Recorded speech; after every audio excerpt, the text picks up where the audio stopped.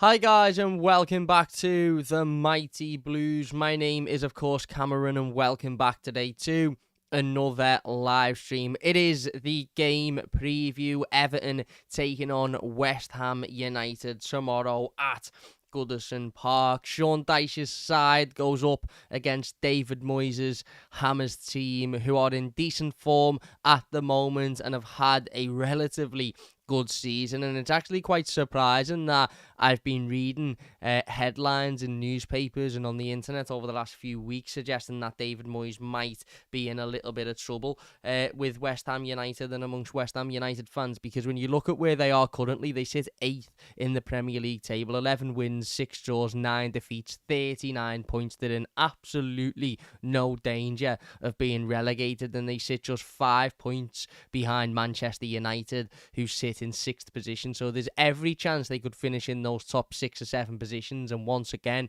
qualify for Europe while still performing in the Europa League as well, obviously after winning the Conference League last year. I think West Ham at the moment are doing really, really well. This will, without a shadow of a doubt, be a difficult game for Sean Dyche. It'll be a tough ask, but obviously we have been boosted in the last few days or so. The news that Everton have received 4 points back after our appeal against the original 10-point deduction is massive news, and I don't think it can be underestimated. As I've been saying for a number of weeks, the notion that the original points deduction had absolutely no negative effects on the players or the manager was complete and utter nonsense. And when it was being written in newspapers and said all over the internet that it was a good thing for Everton because we'd won a couple of games, I was quite quick to come out and say that that's an absolute load of bollocks, and a points deduction is never a good thing for any club regardless of how well they're performing on the pitch. And I also said at that time that don't be surprised if this has a huge effect on the players and the manager, because at the end of the day it's not their fault Everton are in the situation that we're in. It's not their fault that financially Everton's books are absolutely up the wall and have been for a number of years because of the gross mismanagement of everybody at a senior level at the football club, the board, the owner, the director of football at times, the CEO, the chairman, etc., etc. That's not the players' fault whatsoever. However, winning games of football is on the players. Losing games of football is on the players as well. And these players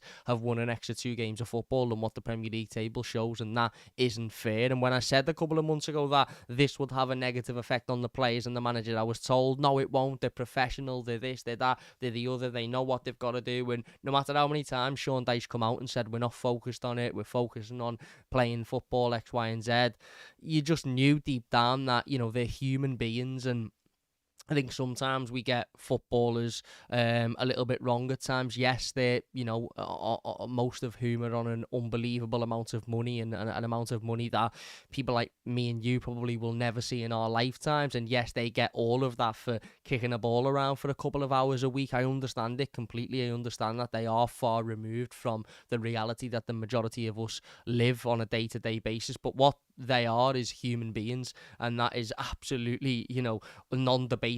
They are human beings with human emotions, and they will have felt really, really hard done by that news. And it's interesting that since the obviously the appeal result has been released and Everton have received 4 points back and obviously jumped up in the Premier League table quite significantly to 15th now on 25 points above Brentford and above Nottingham Forest. Brentford, of course, were beaten really heavily by West Ham earlier in the week. It gives us a huge boost to be able to build on, and a huge platform to be able to build on as well. 5 points outside of the relegation spots now, which is absolutely massive. And if we win tomorrow, we go 8 points, because Luton don't play until 5:30 and they've got Aston Villa. So by the time we walk out to Goodison Park tomorrow, Everton could be 8 points clear of the relegation zone. By the time we go to sleep tomorrow night, Everton could be still 8 points clear of the relegation zone, which would be absolutely huge at this point in the season. Now, yes, obviously we know that there's another charge pending, and that may end up with another points deduction, and some people are suggesting that there won't be a points deduction because we've already been hit, and the independent commission will see that as a factor, and they'll also see the fact that we've already been charged for 2 of the 3 years that we're being charged for again as a factor. There's other people suggesting that because it was a 6-point deduction, it seems that, a 6-point deduction is the minimum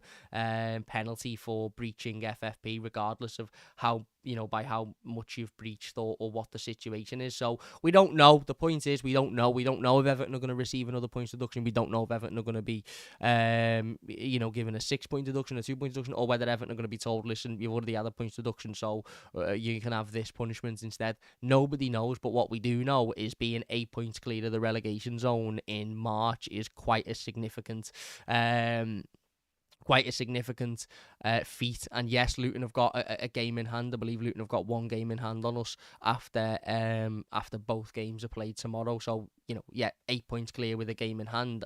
With Luton having a game in hand, that's fine. But as I've said numerous times, and as I'll say again, I've supported Everton for 25 years of my life, and I can tell you that there have been a number of times, not in relegation battles. Usually it was when we were fighting for those European positions or fighting to get, into the sort of the lucrative, positions in the league table, where we've all sat here and gone, well, yeah, but, we're only 5-6 points off 5th or 5-6 points off 4th, and we've got a couple of games in hand, and we all know what happens in that situation. Everton end up losing both games in hand, and then we don't end up getting where we want to be. So I would much rather have the points on the table than the games in hand, especially given this Luton team now just coming off the back of an absolutely huge defeat against Manchester City. Now, yes, best team in the world, Manchester City, I get it, but it was a very, very, very commanding, dominant performance by Manchester City in the cup the other night.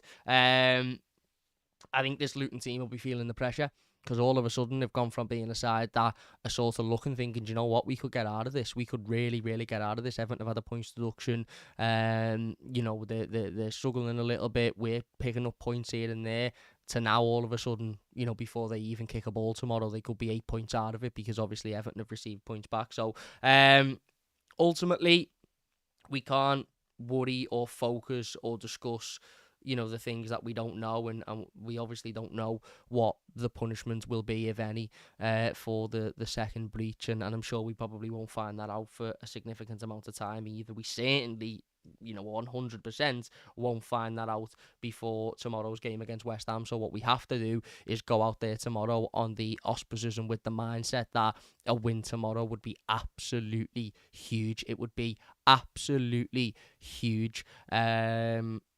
And it would really, really give us a boost. Let's get into some of the comments then. DJ ST says, come on, you Blues, we need space between us and the relegation zone. Let's seize the opportunity. Yes, Eddie says, agreed, 3 points tomorrow will be a huge lift. What's up, Cam, says the Blues. Hello, mate.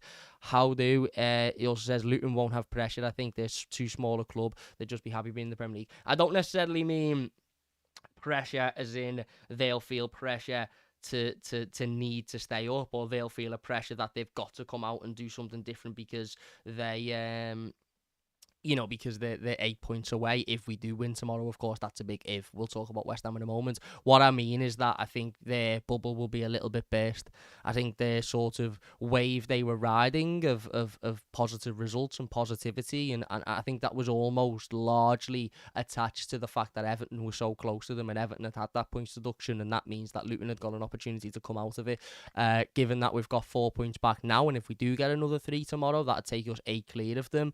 I think that's pretty much a balloon burster, isn't it, to any of those Luton players or manager who, a week ago would have thought, we've got a good chance of getting out of this, whereas now they'll probably think, this is well, it's not a probably, it's much more difficult. And even if we don't win tomorrow, there's still a 5 point gap, obviously, and Luton have got a very difficult game to play tomorrow evening as well. So, but yeah, I said last week on Twitter that this is a must win, and it got a little bit of attention and it got a little bit of controversy behind it. Now, obviously, I said that before the news that we'd received 4 points back from the appeal. So, as far as I was concerned, Everton were 1 point outside of the relegation zone with another winnable home game to come. And even after the fact that we've been given 4 points back, and we are in a much better position now than what we were when that full-time whistle went against Brighton last Saturday afternoon.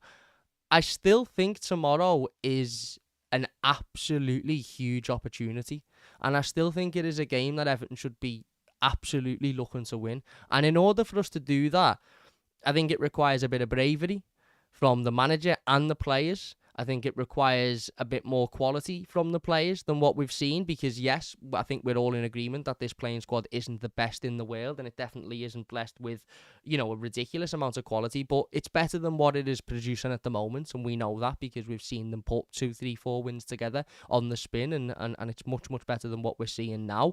And I think it needs a lift from the crowd as well, and look, I'm absolutely sick to the back teeth of sitting here doing previews saying things like, let's make Goodison a bear pit tomorrow, let's have it loud, let's have it, absolutely unbelievable, etc., etc., because more often than not, we turn up, we don't perform, the atmosphere is absolutely terrible, and we sit here after the game talking about how poor of an afternoon it was.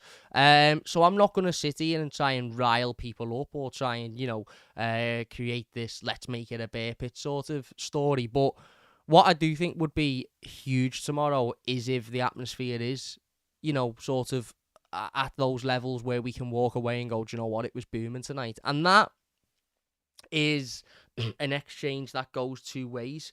I've said this a few times and I will say it again. It's not on the fans to turn up and create an atmosphere to get the players playing. Those players are earning an awful lot of money and are, living an incredible life, as I said earlier on in the video, a lot of which most of us will never, ever, ever get to experience.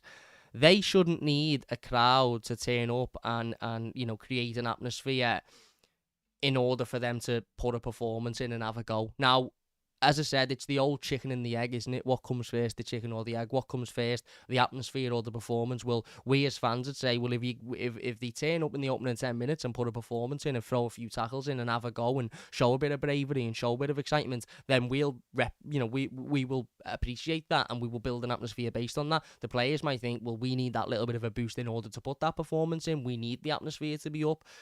For me, obviously, I'm not a player, I'm a fan, so I will always side with the fans' opinion on this, but I do think in order to expect the fan base who have been put through, let's be honest, the absolute worst over the last 3 years, our football club has gone from being a relatively seemingly stable football club who were never, ever in my life within a threat of relegation. I remember being in primary school and I'd have conversations with my mates who were Reds at the time, and we'd often have conversations about the relegation battle and who we think will go down and who we think will stay up, and Everton's name was never, ever, ever brought into it once. Even from, the bitterest of bitter Reds who I was friends with at the time, Everton's name was never thrown in the mix because we were never in danger of doing that.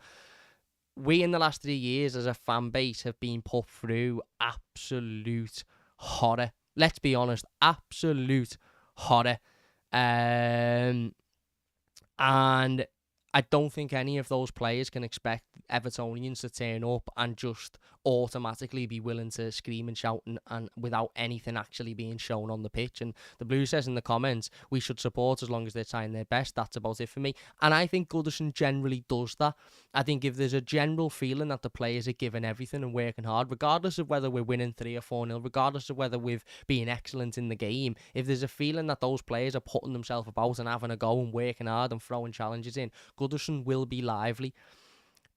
When Goodison is quiet and timid and moaning and groaning, it's because there is a feeling that we're not getting what we deserve. And that's not a case of we're not winning 4-0, so I'm going to sit here and moan. No, it's just a case of we don't think the players are doing as much as they can, or we don't think the manager has set the team up in the correct way to approach a certain game of football.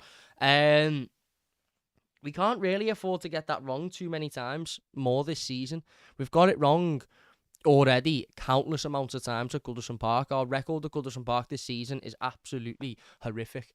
Absolutely horrific. And whether you like Sean Dyche or not, and whether you love Sean Dyche or not, and whether you think he's great and doing a great job, and a lot of people do, there's a lot of Evertonians that think Sean Dyche is doing an absolutely unbelievable job, and there's not a manager in the world that could do it as good as him right now. That's fine, but not one of you can sit there and tell me our home form is good enough. And the games we've lost at home and the performances we've put in at home and the few points we've come away with, nobody can sit there and tell me that that's acceptable, because it isn't acceptable.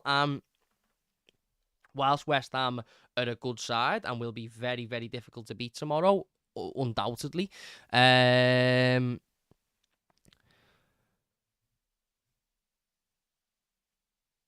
It's imperative that we go out with a plan and with a level of bravery to want to go and beat them, because they are a good side, but they aren't the best team in the world. They're a team that can be beaten. I mean, yes, they were absolutely fantastic in midweek against Brentford Monday night, 4-2. Jared Bowen was absolutely on fire, scored a hat-trick. He's going to be somebody that we really, really have to look out for tomorrow. But the last away game, they lost 2-0 against Nottingham Forest and had a man sent off.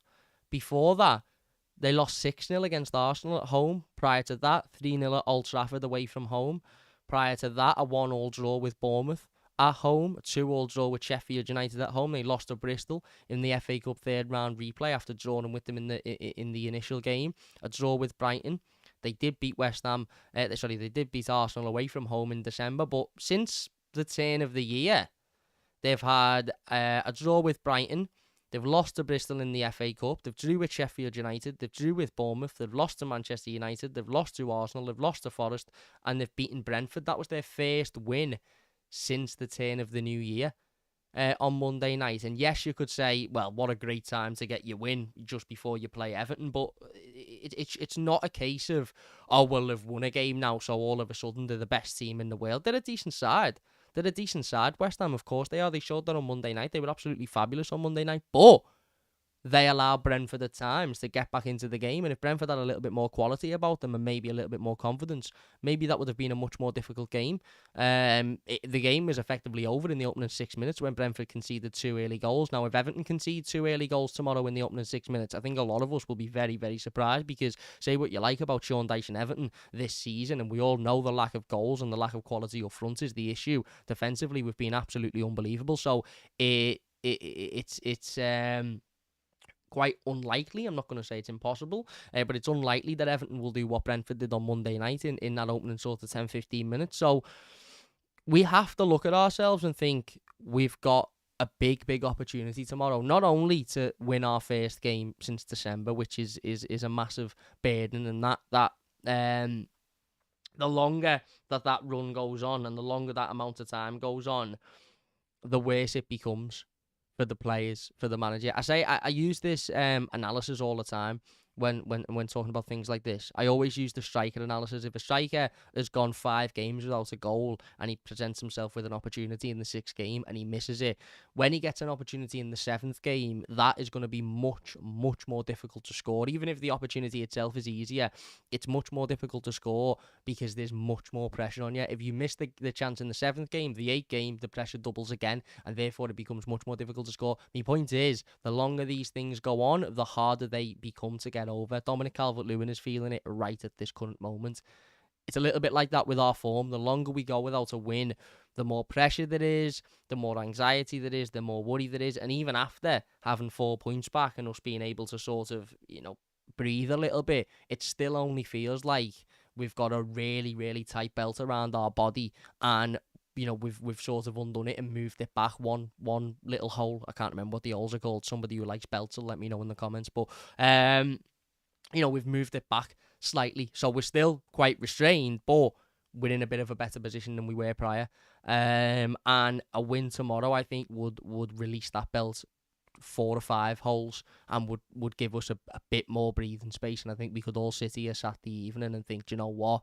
Let's see what happens in the Villa-Luton game, but on the hope that Villa can turn around and beat them, which they should be able to do because they're in really good form, Aston Villa, this season. Have had a great season.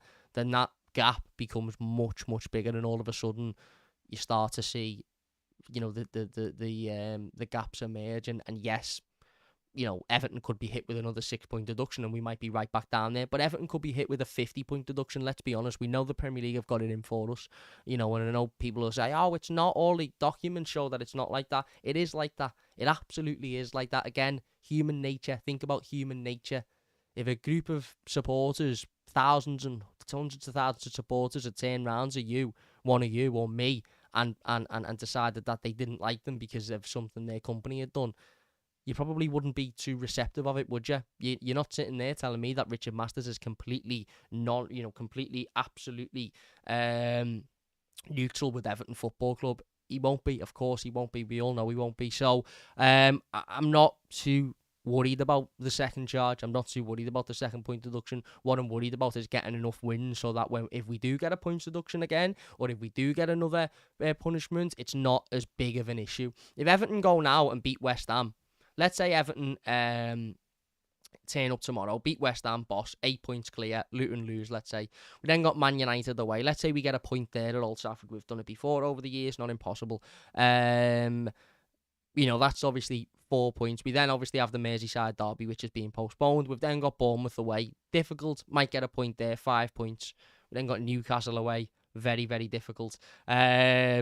Let's say we don't get nothing there, just for argument's sake. So we're on 5 points. Burnley at home. That should be absolutely another 3. 8 points. We then got Chelsea away, which is again, let's leave that and say we don't get anything out of that for argument's sake. We then got Forest at home on the 20th of April. Now, I think we will have known a lot more on what the punishment may or may not be, or if there is going to be a punishment by that date. Everton should, because we should be Forest at home. Everton should have an additional, what did I say then? 8, add 3, 12 points, 11 points from where we are now, in my opinion, or could have an additional 11 points from where we are now to by the time we get that announcement. If Everton gets 6 taken off them, yes, that would be a huge, huge knock, but we'd still have been able to boost by getting those points in the first place. So it won't seem, pardon me, as devastating. It won't seem as heartbreaking if we focus this time now, between now and the ultimate date that we're going to find out whether we've got another points deduction, and if so, by how many. If we focus our attention on putting performances in and winning games of football, then I think we should be able to suffice the knock, because I don't think it will be any more than 6, because I just, I just don't think that is possible personally, and we mightn't even find out until come the end of the season, because we know that this process may end up finishing after the season is finished, which is just an absolute, it just shows you how awfully ran this league is and how awfully set out these rules are. But my point is the focus now needs to be on winning games of football, not points deductions or takeovers. It should be on winning games of football. And tomorrow is a winnable game of football. Now, yes, West Ham are a good side, and yes, West Ham have got a number of quality players in there. And as I said, considering they've been in a bad run of form, they're doing well in terms of where they are in the league table, and of course in Europe as well. They've obviously got Jarrett Bowen, who we've just mentioned, the hat-trick on Monday night. He'll be in fantastic form. We can't make it easy for him tomorrow. Mo Kudus, who I'm a huge, huge fan of and think he's an absolutely fantastic player. Really, really, really gutted that we didn't end up getting that one over the line. But yeah, again, not much we can do about that one. Lucas Paqueta, who obviously is a fantastic player as well. James Ward-Prowse, who's come in from Southampton in the summer. So they've got a number of quality players there, West Ham, that on any given day are capable of turning up and putting a performance in, I think, against most of the teams in this league, certainly against a side like Everton. But they're also capable of turning up and being a little bit lackluster and being a little bit there for the taking. And it's up to Sean Dyche and Everton tomorrow to get that out of them. It's up to Sean Dyche and Everton tomorrow to sort of force that out of them, if you like. Because we absolutely need to do that, don't we? We absolutely need to do that. Anyway, let's get into our predicted starting 11 then before we finish. I'm going to go with Jordan Pickford in goal. As per usual, I'm going to go with Vitaly Mykolenko at left back. I'm going to go with Branthwaite and Tarkowski in the middle, and I'm going to go with Ben Godfrey at right back. I don't think Seamus will be available for this one. I can't see Nathan Patterson being given the head, so I'm going to go back to Ben Godfrey at right back. Into the midfield then, the manager did have his press conference yesterday. He said Gana Gueye is a little bit touch and go.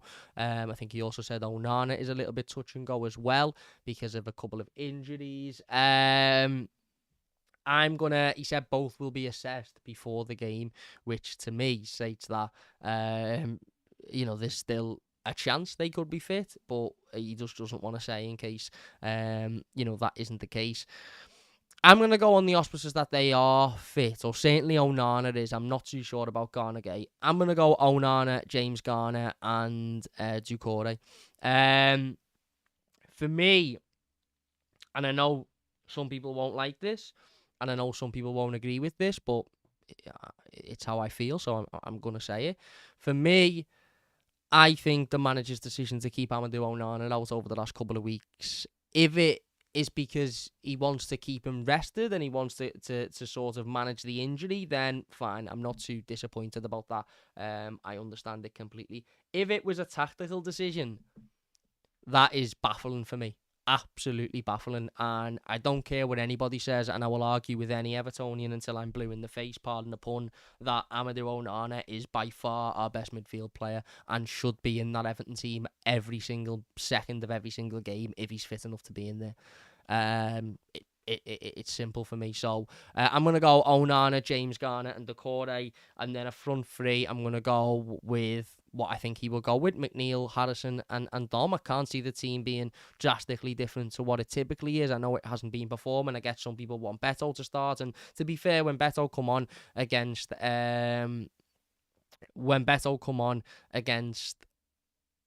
who did we play last week? Brighton, sorry. He was much more involved than he had been in previous weeks, and he was much more energetic and put himself about a bit more. But I still think the manager will start with Dom.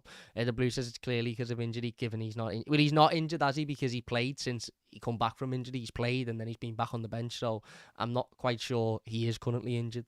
But yeah, there you go.